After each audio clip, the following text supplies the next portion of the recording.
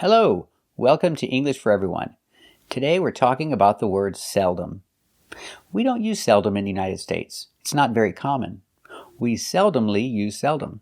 It's a real word. It's correct English. It's just not very common.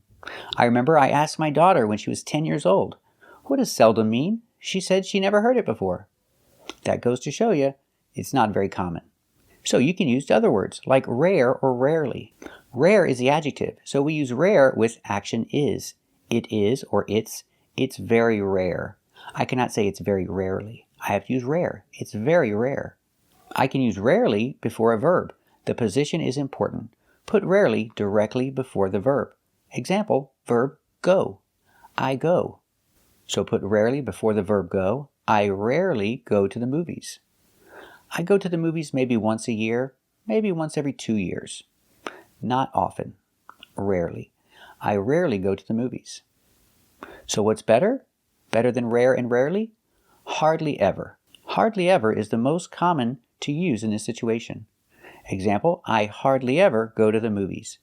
Remember, the position is important. Put hardly ever before the verb go. I hardly ever go to the movies.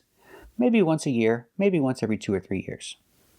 So remember, avoid using the word seldom or seldomly. They're not common. They're not common in American English. You can use rare or rarely. Remember, rare is an adjective. It's rare, it's very rare. And rarely is an adverb. It goes before the verb. I rarely go to the movies. But the best of all is hardly ever. Use hardly ever. It's the most common. I hardly ever go to the movies. Let's practice. I hardly ever go to the movies. What about you?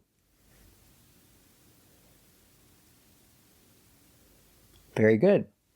Thanks for watching. And if you like this video, tell a friend and watch it again. We'll see you next time.